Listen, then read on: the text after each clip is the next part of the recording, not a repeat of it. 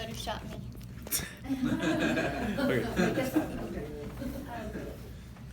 Okay, hello, I'm Jan Zilke, and I'm going to talk to you about performance evaluations today. So, first of all, before I became a teacher, I was in the business world for about 14 years, and I worked for a couple small companies that didn't really have performance evaluations, kind of the mom and pop shops. But then I went to a large company in Milwaukee, Wisconsin, Rockwell Automation, and of course, being a large company, they had performance evaluations. So every year we had SMART goals that were determined by our director that, as you know from the business world, are funneled down from your CEO and eventually reach it to your level. So every 6 months we were evaluated by our manager, and this determined, number one, if you got to keep your job. If you weren't performing well, they had things they put into place to help make you better, or it could ultimately head towards termination. And then it also determined what was our yearly pay raise going to be. Were you going to get just a standard 2%, or could you get up to a 5% pay increase? So that's how it worked for me in the business world. But then I made a career change to the world of education and became a Spanish teacher. So I work in Washington County schools, and in Washington County schools we have 11 elementary schools, and there are 3 high schools. Daniel Boone High School is the high school that I teach at. We have 1 principal, 3 assistant principals. There's about 80 full-time teachers there, and we also have a safety resource officer, and our student population is around 1,300 students. Now, in July of 2011, the state of Tennessee rolled out what they called their team evaluation model. And what this meant is that all teachers and administrators were all going to be evaluated using the same exact system. It was implemented in the 2011-2012 school year. So the teachers knew it was coming. It was a planned event. Now, what is the team evaluation? What this means, the highest rating you can get is a 5 on it. Washington County school districts want their teachers to be at a level 3. If you drop below a level 3, you have maybe another year to get your scores up, and after that, there's a good chance they're not going to renew your contract. Because as educators, we're on a year-to-year contract, which coming out of the business world was a little different for me. Because in the business world, you get hired, you do your job, you keep your job. But in the education world, it's a year-to-year contract thing. Now, there are 3 categories that teachers are evaluated on, and this is instruction, planning, and environment. Now, at yearly staff meetings, they usually give us the rubrics. You can also go to the Department of Education website, and you can download from there. So the rubrics are available. Now, I know that you can't really see these, but I wanted to just show you. This is a snapshot of what the rubric looks like. If you look at the far left side, this is level 5. And this is the column that our principals tell us we need a school year. This is the column you need to focus on. Now, if you look at one of the categories, is teacher knowledge of students, the one on the bottom. So it's saying that we display an understanding of our students. We know how to differentiate our instruction about our students. We have a respectful culture for them. So keep in mind, when our principal comes into our classroom to evaluate us, and sometimes it's announced, you know, they're coming Wednesday to second block, they're going to be there to watch you teach. You're like, fine, I can be prepared for that. Other times, they're just going to show up. It's unannounced.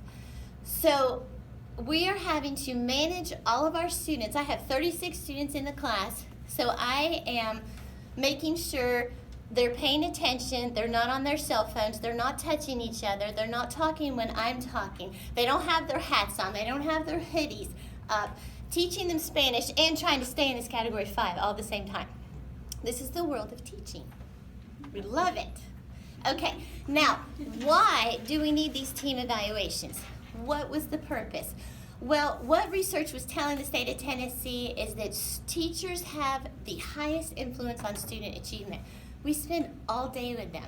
I see 100 students every single day for 80 minutes a day. I've got 36 kids in my class, and then the next 36 come in there. So the principal isn't the one who's influencing their achievement. It all comes down to the teacher. So what they were trying to do is figure out, what are these teachers doing in the classroom? Because remember, in the business world, when I was in the business world, I had a cubicle. I didn't have an office. I was just in marketing. So there's like 50 of us, and we all have our cubicles right next to each other, very open floor plan. But then you go to the world of teaching, the teacher closes that classroom door, it's the teacher. And who's in there with the teacher? The kids. So there was a big disconnect. What are the teachers doing in those classrooms? You want to assume they're doing their job, they're teaching the students. But as those of us in the business world know, does everyone always do their job? Probably not.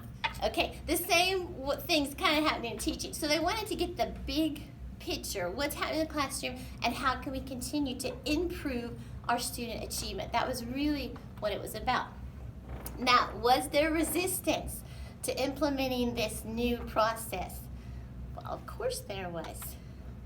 Okay, new teachers, I came into Milligan in 2010 to get my teaching license and master's. So we were trained on the team model. And coming from the business world, I was used to being evaluated because that's part of the job. Someone's going to tell you, yes, you're on the right track. No, you're not on the right track. Do this differently. So new teachers were trained on this. They didn't know any different. However, the veteran teachers are the ones that were thinking, what do you mean you're coming into my classroom? What do you mean you're coming to see what I'm doing? I'm doing my job. I know how to do my job. So it was a bit of a struggle with some of the teachers who've been teaching for 15 plus years because they felt like what I'm doing is working. Why are you changing things? So of course there was a little bit of resistance. Unfortunately, there wasn't a lot of training for the veteran teachers.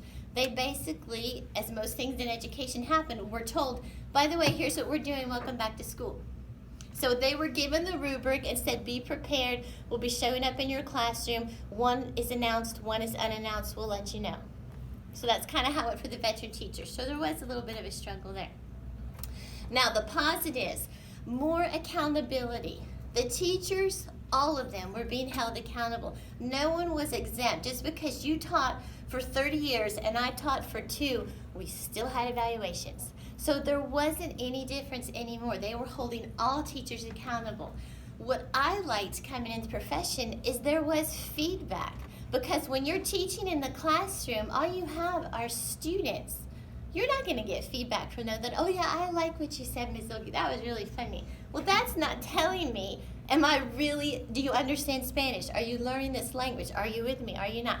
So it was nice to have an administrator come in your room and they could see what I was doing. I didn't mind them being in there. And they could give me feedback and say, wow, this was really good that you did this. Or, hey, I saw that you grouped students this way. Do you know who else does a good job? You should go see this math teacher. He has a great way of grouping students. So it was another way, because teaching is a very isolated profession. You have about 2 minutes to talk to another teacher during the day, if you're lucky, because you're always with students. So it was nice to be able to get feedback and talk to other people. It also helps with professional development.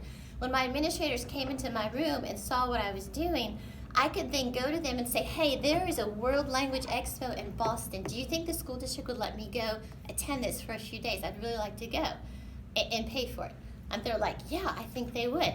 So they've seen what I'm doing in the classroom. They know that I'm being an effective teacher, so they're going to invest in me and help me become even better. So that was some of the positives.